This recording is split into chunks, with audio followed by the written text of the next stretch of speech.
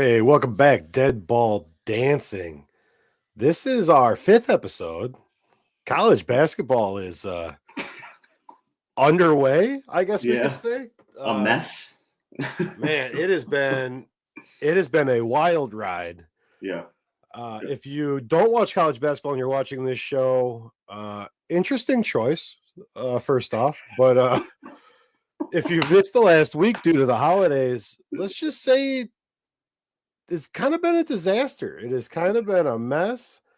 Great basketball, bad basketball, but overall, Justin, it's been a lot of fun to watch.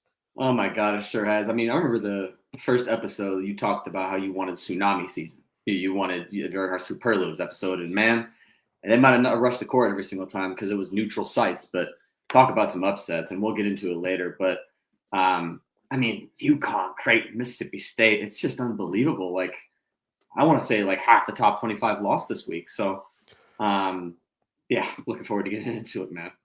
So, as we've said a few times, you're kind of the ball guy, and I'm kind of the filler content gambling guy. So, I actually made a list. So, since the last time we've talked to our fans, Okay.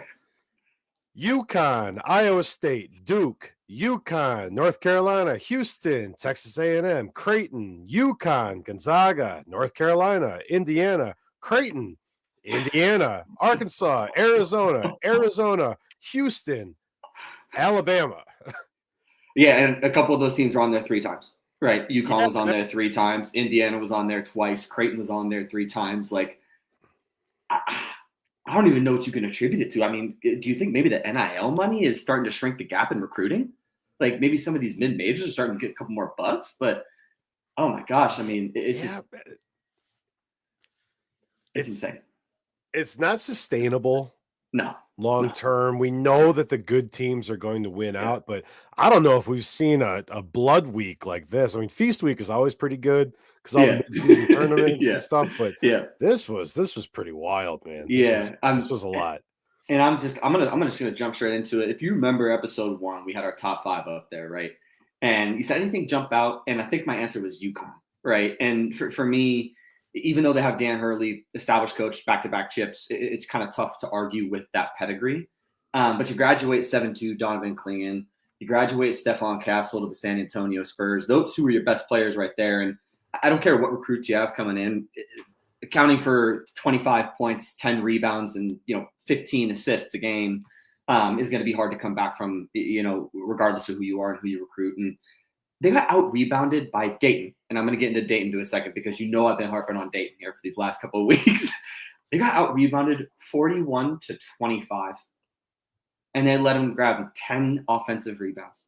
That is just I don't even understand how you do that. And defensively from the start, from the interior to the exterior, they just weren't put together. And for me, I think the frustrating part is if you look at the AP, they're at like 22. And there's 3 teams I can name off the top of my head right this second that probably deserve that spot more than they do after losing to the teams that they did. So I'm a little bit frustrated with the fact that they're still in there. I don't know what your thoughts are on UConn, but yeah. Yeah, I dropped them out of my rankings. They're outside my top 35. What we saw from them, what we saw from Indiana, Arizona, they did a lot of the things we've been talking about them doing. They were outmatched, they were outplayed, they were out executed. And in the case of those 3 teams, they did it back to back to back. And teams don't slide. Great teams can lose a game. Great teams can lose a game they shouldn't lose. You can't slide when you're supposed to be highlighting how good you are coming into your conference schedule. Yeah. And I think it's funny, you and I have talked about this strength of schedule argument in the past couple of episodes. I think people can go back and look, but that's for me why I proactively look at that strength of schedule metric, because it's like you look at UConn's first 4 games, right? Non-power 5 opponents, and they shot 54% against them, right? The minute they played Memphis, the minute they played Colorado, the minute they played Dayton, all power 5 teams, that their highest percentage was 47%. So it's like the minute they found some resistance on the defensive side of the ball, they weren't up to the task. And I think there's going to be more teams in our top 25 that lose. I think I don't think Bama's done losing. I don't think Houston's done losing either with the way they've been playing and the caliber of game that those two had. So I'm looking forward to seeing what those three teams can do over the next couple of weeks for sure, man. Yeah, I mean, you see off the top some major movement in our top 5, some massive movement in the top 10. Oregon and Illinois come in as newcomers at 13 and 16. 5 new teams overall. Massive movement. UNC down 12 spots. Florida up 9. I mean, it makes sense when we are dealing with a smaller sample size. Right. But having all of it happen in the same week is something I don't recall having happened in basketball in at least a very long time. Football, every once in a while, you get a blood week, but man, this was something else. It was beat up, and I think it's funny for me too, Rick, because our game of the week last week, the Houston Alabama game, right? You and I both watched that game, and I'm sorry, but like that was a very lackluster offensive performance on both sides of the ball. And when I watched those two teams play that game, I was like, oh, like they might be in some serious trouble, especially Houston, right? And that's why I'm saying I don't know if Houston's done sliding 5 slots like we have them up here. We have 20 offensive rebounds, Rick. I mean, that's 20. That's potentially 60 points. Like if you hit all threes, right? Obviously, that's not possible, but. It was just bad basketball. That's when we get to the other side of the coin, that bad basketball. I was a bit disappointed in the big dogs this week for sure, in the caliber of basketball they played. I know one spot that I was a little bit away from the pack. I won't steal your thunder. I'll let you call me out, and I'll respond. No, I don't. I want to give you a layup too, because I think perennially they've been a good tournament team. So I don't necessarily disagree with them being in the top 25. But you have Texas Tech at 4. So right. So for me, watching them play, a loss to St. Joe's is unacceptable. Correct. Let me just start with that. That is their only loss. Yes. I've been listening to you talk about strength of schedule, so I did a little look ahead. They don't play anyone pretty much all season. Their SOS is complete dog shit. It is very possible that they are 12-1 with a win against ranked Texas A&M going into the BYU game in January. Right. So for me, this is kind of a look ahead spot. Yeah. They are probably not a top 5 team right now. Yeah. However, they're not going to lose. So I'd rather be too early than too late. I think this is a team that we are going to be talking about, that pundits are going to be talking about, that the AP poll is going to wake up on. I think when we get into January, Texas Tech is a top 10 team in the AP poll, and everyone is talking about how deep can they go. Now they run into a buzzsaw. They have their hardest Big 12 games back to back to back to back to back. But in getting to that point, they're not going to lose another game until at least BYU. Yeah. So they're already 20th on the Ken Palm. They're the number 14 team in Ken Palm's offensive rankings. I mean, this team can shoot the lights out, and they're not going to lose. So part of it was a little tongue-in-cheek to spur a conversation like this. But honestly, they're squarely in my top 10.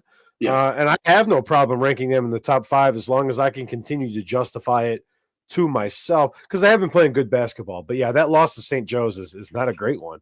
Yeah, and I didn't like. So first of all, I think I agree with you. I think they have a chance to steal some of those games in the Big 12 against really tough opponents, Iowa State, Baylor, right? Like we know the Big 12 is going to be tough. And I was when I saw that you had them at 4, I dove into it. You're right, 52% from the field, 42 from 3, 80 from the line. They got a +9 rebound margin and 20 points per game off turnovers. So I'm thinking, is this team the best team in the country? Like, I didn't even look at their schedule. I was like, this team's the best team in the country. Like, they have to be. And it's like they're playing like Lamar tomorrow. And it's like, come on, dude. Like Lamar, DePaul, and Oral Roberts. And then A&M, and then nothing until BYU. And if they go undefeated and they beat BYU, then I'll eat my words. But they gotta show me a bit more before I put them to like that top 10, top 5 ranking. You know what I mean? I think they have a chance though. I think they definitely have a chance. I only had one other call out in the top 25, Yeah. and that is where's Arizona? It's not in there. Drop them dead out. We're deep in desert country here. Man, forks up, Yeah. man. Arizona sucks. Nobody who lives here likes Arizona. If they do, it's because they went to school there. Okay, well, my wife is watching, and she is. What? She Did went you go to school there?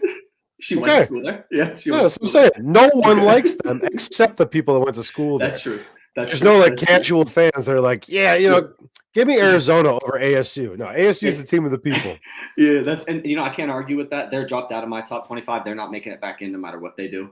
So I think like UConn, Creighton, and Arizona are absolutely just not making it back in. But Arizona just looked abysmal. I think they ran into an absolute underdog that we're going to get into here in a second in Oklahoma. But my only other call out is give me some Dayton. Give me some Dayton, dude. Like, I don't even care about the Iowa State loss. They shot 58% from the field, 40 from three, and only lost by 5 points. So it's like, and then in UConn, they shot 50% from the field, 47% from three, and 90 from the free throw line, man. Like, I think to me, they're starting to string together some of these good wins, even though they lost to UNC. I'm letting that slide as well. I think they're going to make a run, dude. Like, I wouldn't be surprised if I saw Dayton here, especially with some of their big chances coming up against Marquette and Cincinnati, kind of creep into that top 15 if they can get one or two of those wins in that schedule there. I'm proud of Dayton, man. Yeah, we know they're going to finish strong, and we know if they're one of the first 15 teams out, the tournament's just going to put them in so they could do that play-in in Dayton. Yep. They just have too much fun doing that crap. So I mean, they're always a good team. They always finish. So it's been cool to see them shooting the lights out and showing up on defense. I mean, they're doing what they need to do to win games.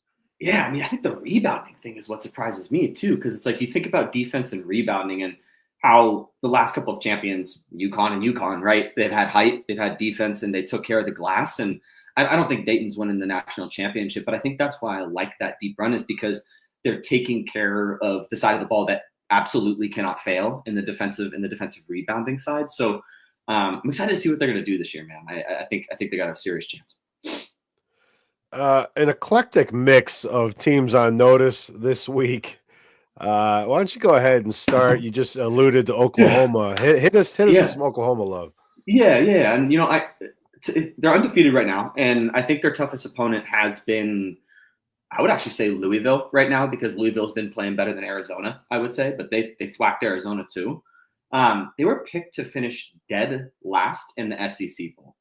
And I'm still learning who makes these rankings, right? I still don't trust the AP, but to me, if you watch them play, like, anyone with some basketball sense would not have chosen that team to finish last, like with the diversity of size and quickness that they have.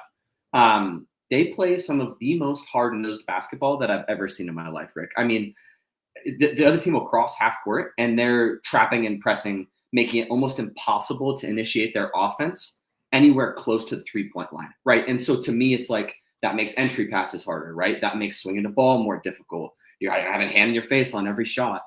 They're forcing 16 turnovers a game, 10 steals. Like that's to me, that's incredible. They get 21 points off turnovers a game, and with four guys averaging 10 points a game, and two of those being above 50% from the field, I really like their chances from upsets. They got Alabama on Jan 4th.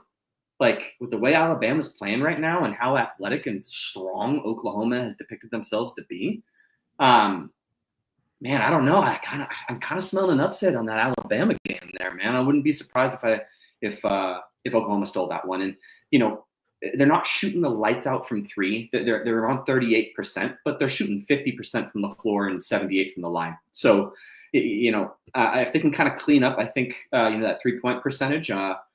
I like their chances of making a deep, deep run this year. And the SEC is pretty deep. I mean, obviously some of them are playing cupcake schedules here, but I mean, you have 5 teams still undefeated. Yeah. You got another 8 teams with 1 loss. And then Alabama, Texas A&M back there with 2 losses. Like, this conference, I think, can cause some trouble. Right. I haven't seen any lines, but this would be my early pick for conference with the most teams dancing. I think they're going to beat themselves up a little bit down the stretch, but Yeah. I mean, this is a conference that top to bottom, they could go to toe with pretty much anybody. South Carolina maybe at this point is the worst looking team on there. Right. And I mean, give me the top 15 in the SEC, probably against the top 15 anywhere. Understanding most conferences don't even have 15. Right. So I think there's some opportunity here. And I love that Oklahoma call out because they have looked sharp. They have looked sharp. Yeah. No, but and they got chances for big wins. Like you said, the SEC, I wouldn't be surprised if out of 15 teams, we see 7 of them ranked by the end of the year, right? Like that's how strong that conference is. So yeah, looking forward to seeing how it shapes out. So who do you got on notice this week? Who's your first call out? Well, I'm going to call out myself first, put myself on notice. I said multiple times in multiple contexts that Baylor was a Pac-12 team. I was wondering why you were doing that. Man, I think my brain like mixed up Baylor and Oregon, but then I was talking about Baylor and Oregon. So got it. Okay. Yeah, I have no idea.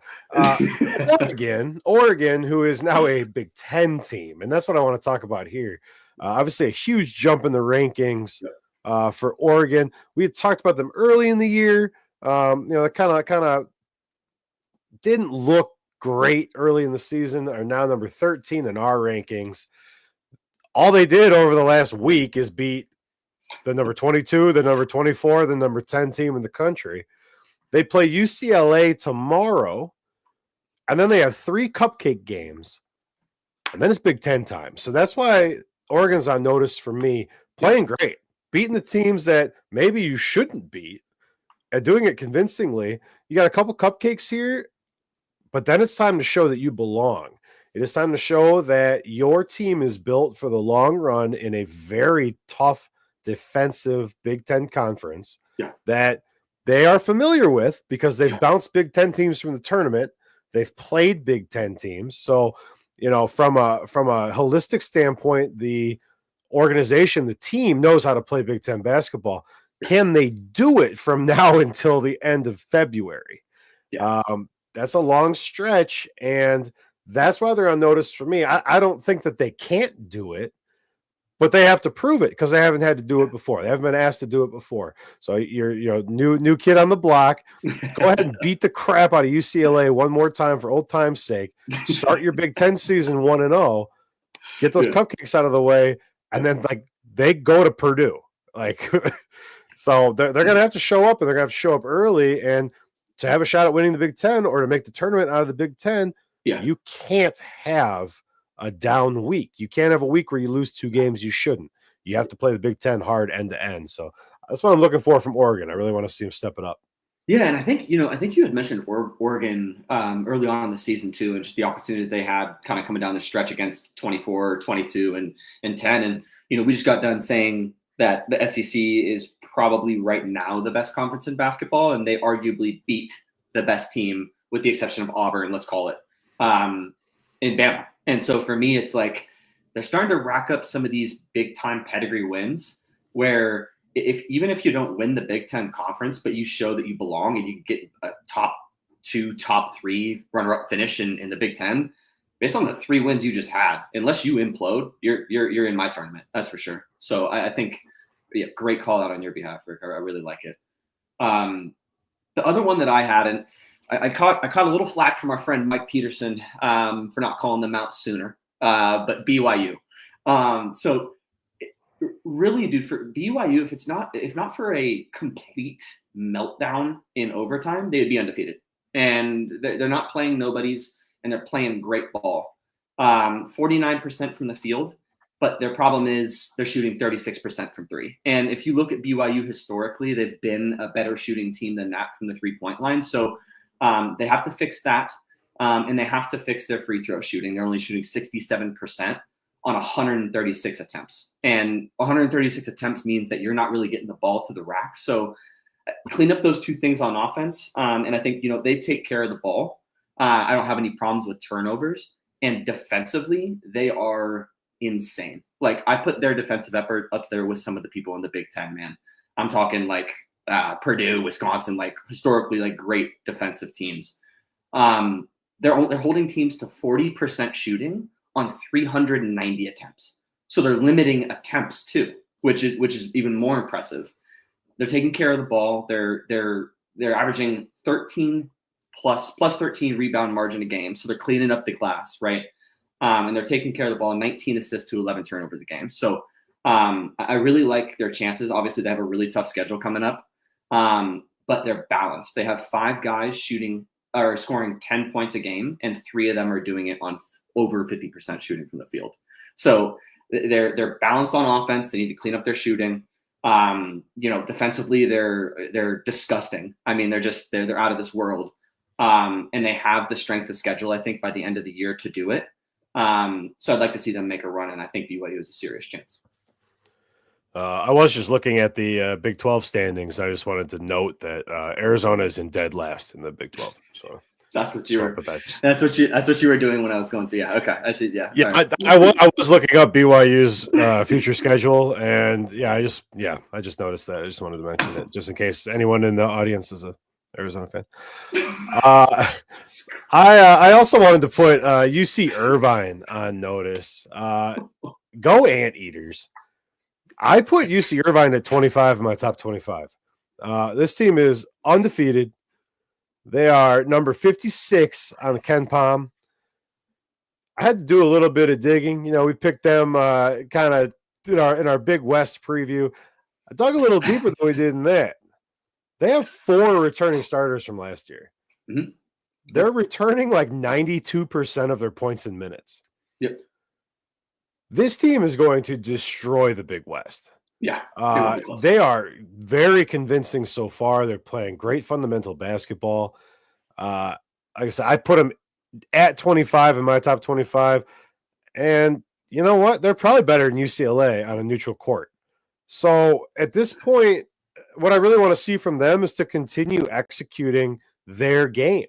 Something we saw from Cal Poly as well. These Big West teams don't have the huge stars that these other teams have. They have to play their game. And if you can execute your game against some of these big dogs, you're going to win more often than you lose. So as long as you stay true to who you are, and I think for them, it's fundamental basketball. It's feeding on that teamwork that's able to build with guys that have been in school for 3 years altogether. So that was pretty cool. The deeper I dug into that, off to a hell of a start. Keep it up, Anteaters.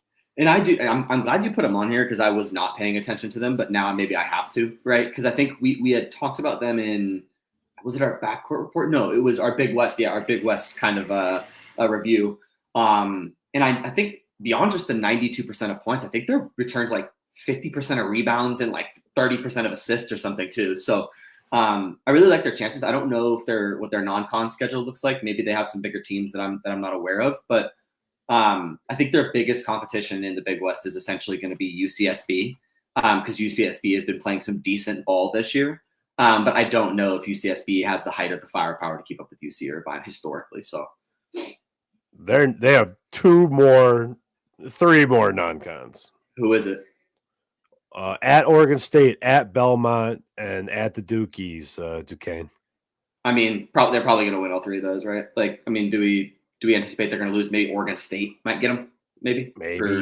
Yeah, but yeah, I really like the call out, man. It's a great call. Yeah. Yep. Did you have anything else? Top 25, just kind of going into another week here before we hit our game of the week? No, I think the only thing that really made me happy was Arkansas dropped out. Thank you, Illinois. But hopefully never see Arkansas back in here again. All right, well, we got a doozy this week. Our number 7 against our number 4, Marquette and Iowa State playing Wednesday evening.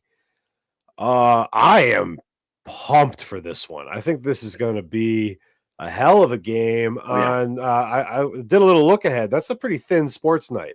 So this one's gonna kind of stand alone and beautiful have the spotlight. This should be a hell of a matchup. What do you got on this one? Yeah, so I'm gonna make a bold prediction, and hopefully you don't cut it short like you did for me on Gonzaga. If I get it wrong, I think Iowa State, and I don't think it's particularly close. I don't think it's a blowout, but I think it's 10 to 12-point win for Iowa State. And I think, let me tell you why.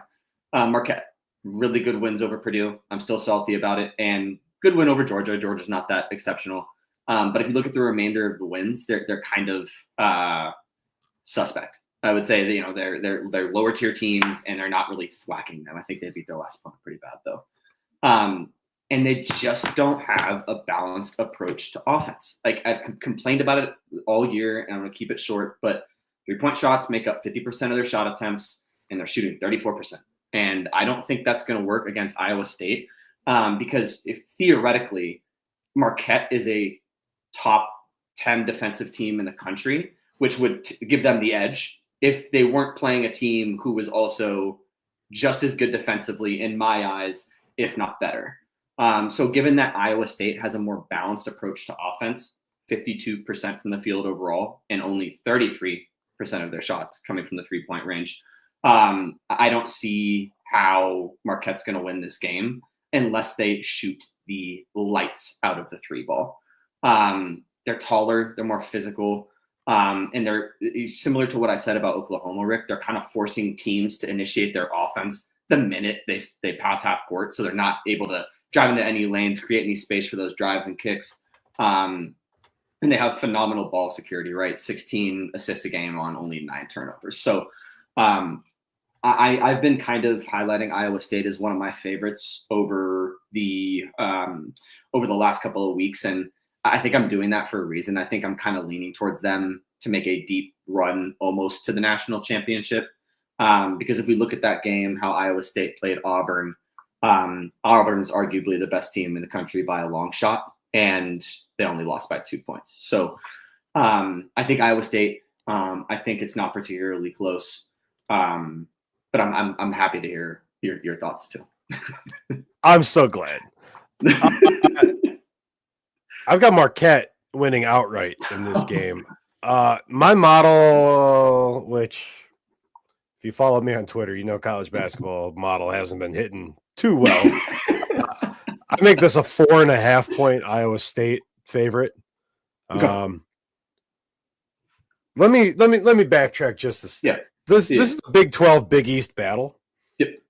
Which I think is made up. I'd never heard of that before. I'm a Big 10 guy, Big 10 ACC Challenge. That's right. What I know. I've never heard of the Big 12 Big East battle. That's the new one they're just doing this year, man. They're starting. Yeah. It's their first annual one. I don't know. It is what it is. For me, first is recent pedigree, right? Marquette is battle tested. Marquette has played real teams and won in the last 3 weeks. Iowa State is coming off IU, Indiana, and the Fighting Kangaroos. That doesn't instill the kind of confidence in me that I want when you're coming up against a team with Marquette's pedigree. So pair with that I think Marquette has better guard play. I think Marquette has better half-court defense. I think Marquette can do what they need to do down the line to beat an Iowa State team that is not ready to play a real team. You can't go from playing UMKC, the Kangaroos, and then play Marquette and scale up that quickly. I would love to be proven wrong. Again, the model has been bad, but the model did make it Iowa State 4.5. But I think if you have a 4-point game with 3 minutes left, Marquette wins that game more often than they lose that game. So I think the key for Iowa State is going to be build that lead. Don't go in the halftime tied. Go in the halftime up 5 and build that lead through the second half on your superior shooting. Because I think if they get into a dogfight and have to go guard for guard with Marquette, I think Marquette's guards are going to be better on the defensive side of the ball and doling out assists down in the paint. They work on the inside. They work the perimeter. I think there's something to be said here, and I think Marquette can get it done. Yeah, and I think this is a tough one for me to pick, but just be careful because they played Marquette's last 2 games is against Stonehill and Western Carolina. So I'll take a kangaroo over whatever the hell those 2 mascots are. We're gonna get to that in a second. But it's not like they're they haven't played any real teams since Purdue on the 19th of November, right? So it's not like they're just like fresh and ready to go.